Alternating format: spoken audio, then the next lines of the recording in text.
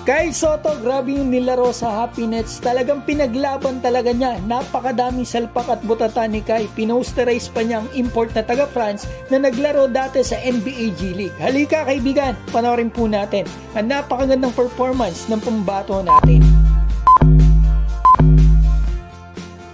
So eto na kaibigan, panoorin po natin mabuti. Napakagandang laro ng pambato natin sa game na ito. Sa Happy Nets kaibigan, yung kalaban nila 3-3 po yung kartada.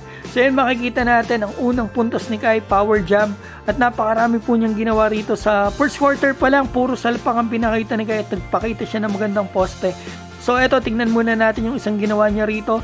At eto yung mga defender niya, mga import ng kalaban po ay mga EuroLeague players, mga naglaro sa France, Lithuania, Italy, Spain. Yan po mga laruan ng mga import na kalaban ni Kai dito. So eto, tingnan natin yung napakagandang galaw ni Kai dito. Hook shot, mga kaibigan, dalawa yung sumabay sa kanya dyan, and one. So walang sablay na field goal si Kai dito. And one to, yun nga lang, nag-miss yung kanyang free throw sa pagkakaalala ko. Yan nga, nag-miss kaibigan. So stats ni Kai, 10 points in 9 minutes dito sa first quarter pa lamang. Walang sablay sa field. So tingnan natin yung mangyayari second quarter kaibigan. Para kompleto mga kaibigan, tinitingnan natin mabuti yung mangyayari dito. So eto, second quarter. Poste kay Kai, pinakitaan tayo dito ng napakagandang galaw ng pambato natin. Defender niya si Tanner Leisner. At naglaro sa iba't ibang liga, especially sa Europa.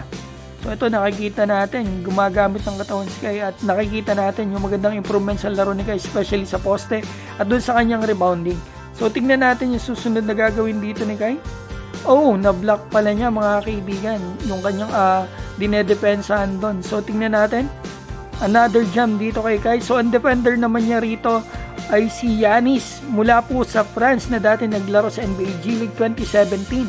So stats ni Kai sa halftime, 14 points, 1 rebound. So ibig sabihin naka 9 rebounds si Kai dito sa sa second half mga kaibigan. So panoorin po natin yung second half. So yan, tingnan natin mabuti yung stats para may idea rin po tayo. So ito, tingnan natin catch and shoot dito sa pambato natin. Napakaswabe naman ng shooting ni Kai. Tingnan natin yung replay. So yan mga kaibigan, nakikita natin yung laro ni Kai, yung improvement siya. Nakakatuwa talaga na maganda yung improvement ng pambato natin. So ito, ang dami niyang block sa game na ito. Mali pa ngayon nakasulat dun, 4. Kasi may isa ng block si Kai, may dalawa ng block si Kai nung tinignan ko mga kaibigan doon sa stat sheet. Isa pa lang yung nakalagay. Talagang sayang yun mga kaibigan. Feeling ko talaga 6 o 5 yung blocks ni Kai. Binibilang ako sa 5, malamang kaibigan. So ito, nag-init na rito ang pambato natin sa second half. Ang dami niyang puntos dito. So ito, tingnan natin yung gagawin dito ni Kai sa kanyang defender na si Giannis na dating G League player. Napakagandang galaw naman nun. Sayang, di pumasok. Buti nakuha niya. Nahilo rito ang pambato ng France. So tingnan natin yung gagawin dito ni Kai sa susunod. Susubukan palang bumawi nito. Babawi daw. Ginawa rin. Umikot din. Yun nga lang, butata ang ginawad sa pambato natin. So nakasalpak at nakabutata si Kai dito sa player ng France. So titignan natin yung gagawin dito ni Kai. Another block. Talagang pinaglaban ni Kai ang laban na to. Pinilit niya makuha yung panalo. Yun nga lang, napakarami nilang turnovers. Inalit yung kanilang dalawang import. Makikita natin mamaya para mas malinaw. So ito, tingnan natin dito. Hustle play kay Kai sa fourth quarter. Nice one, Kai. So tingnan natin yung mangyayari dito.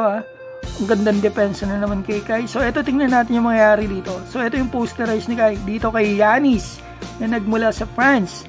So natalo sila Kai dito mga kaibigan, 78-69. Top 3 performer lagi ang ating pambato kada dito sa mga nakaraang games niya. Last 4 games ata ni Kai, last 5 games kasama sa top 3. Ito, natalo sila. Turnovers, especially mga kaibigan sa fourth quarter. Napakadami. 6 ata sa fourth quarter mga kaibigan. Pero ito, 26 points, 10 rebounds ang pambato natin with 4 blocks. Dapat nga 5 blocks yan sa tingin ko mga kaibigan. Sa bilang ko talaga, 5 yung blocks dito ni Kai. So yun mga kaibigan, nakakatuwa ang ating pambato. Maganda nilaro niya. Yun nga lang, natalo tayo. Pero okay lang yun. Babawi tayo sa susunod.